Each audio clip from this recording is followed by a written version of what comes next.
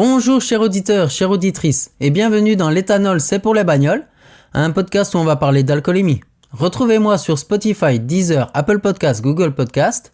Parlons-en ici, maintenant, et c'est parti. Bonjour, bienvenue dans ce podcast. Je m'appelle Axel, je suis un ancien alcoolique, et aujourd'hui je ne touche plus une seule goutte d'alcool. De nature très joviale, toujours dans la bonne humeur, j'ai envie de partager mon parcours dans ce podcast et ainsi vous aider à casser les préjugés et de mettre en lumière cette maladie parfois passée sous silence. Un vrai fléau dans notre société. Une addiction qui peut briser votre couple ou carrément vous ruiner. C'est exactement ce qui s'est passé pour moi. Vous êtes prêts ? Alors c'est parti. Bonjour et bienvenue dans le 7e épisode qui s'intitule « Plonger dans la vie active partie 2, défis, doutes et déroutes vers l'alcoolisation ». Comme je vous le disais dans l'épisode précédent, j'ai commencé ma vie active à l'âge de mes 19 ans, dans le domaine de prédilection, donc la carrosserie automobile.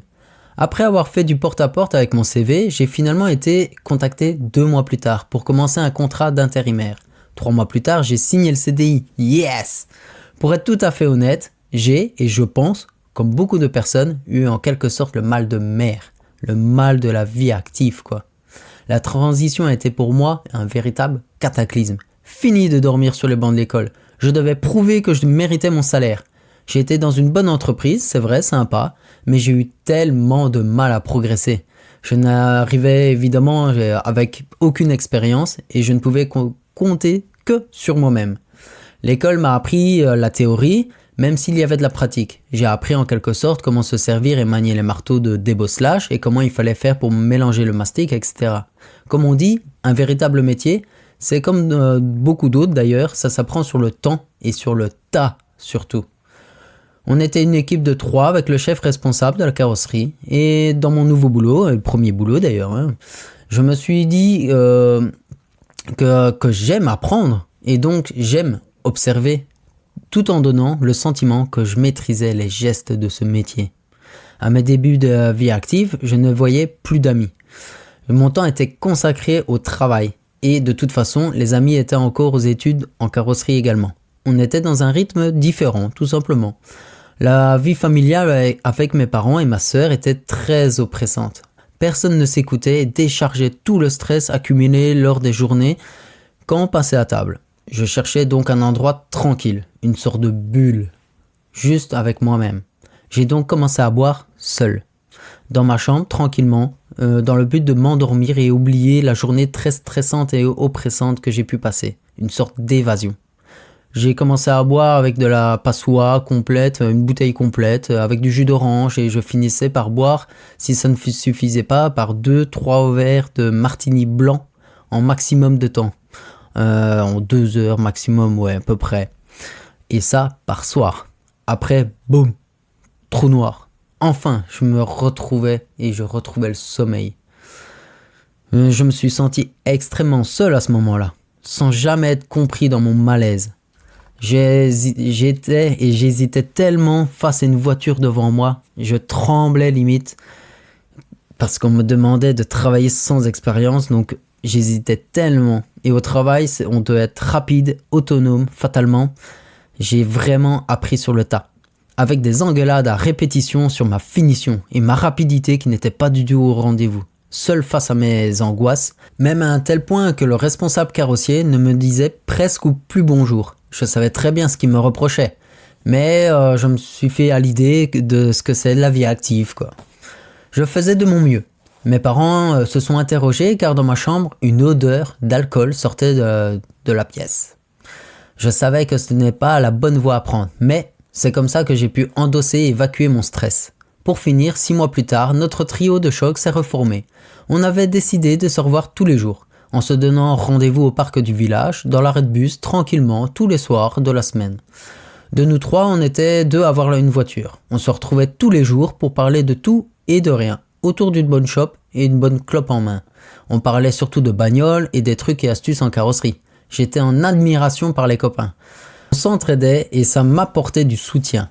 Nous adorions ces petits moments. Ça fait du bien au moral aussi, d'être soutenu. Une des filles de la fameuse bande s'est jointe également à nous. On était également très appréciés par les habitants du village qui promenaient leurs chiens. Ils s'arrêtaient même pour faire un brin de causette avec nous. J'avais tellement du mal dans la vie active que tous les conseils étaient très appréciés pour s'en sortir le lendemain au travail. Bien évidemment, il commençait à faire froid dehors, mais peu importe. On remplaçait tout doucement les chopes par du whisky coca ou du rhum coca par exemple. Pour se réchauffer, on rentrait dans une des deux voitures pour continuer nos discussions ou pour faire la fête. On passait en général 1 heure et demie ensemble. On se faisait à un moment donné rappeler par nos parents pour venir souper.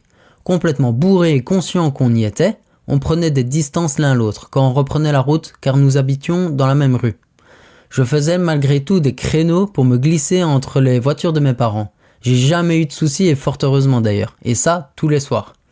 Donc c'est vrai que entrer dans un monde de travail peut être éprouvant, surtout lorsqu'on manque d'expérience.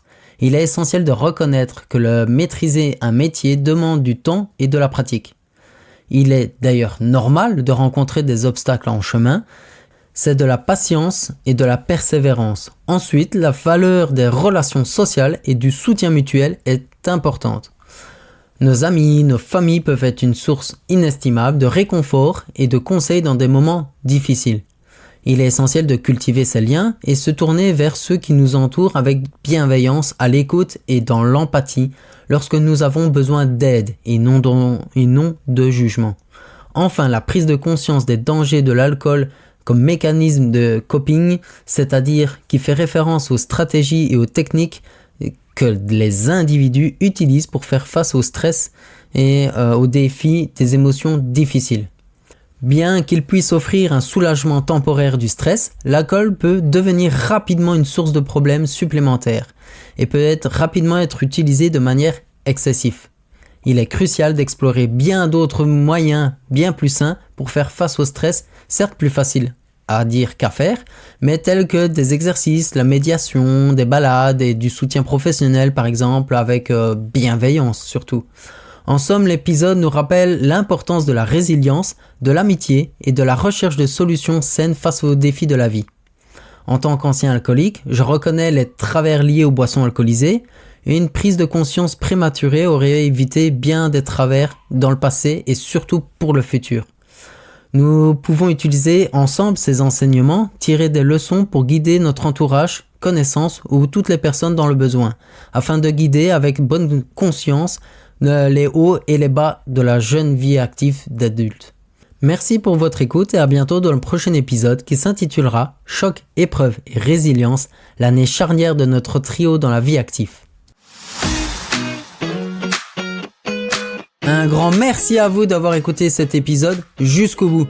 Venez nombreux à partager vos sentiments et réactions dans le groupe Facebook L'éthanol c'est pour le bagnole, un groupe de partage qui met en lumière cette dérive vers la porte de sortie. Si vous avez aimé l'épisode, venez me soutenir en mettant 5 étoiles sur Apple Podcast. N'hésitez pas à le faire connaître et à le partager celui-ci. Retrouvez-moi aussi sur Instagram. Prenez soin de vous et à très bientôt dans un nouvel épisode de L'éthanol c'est pour les bagnoles.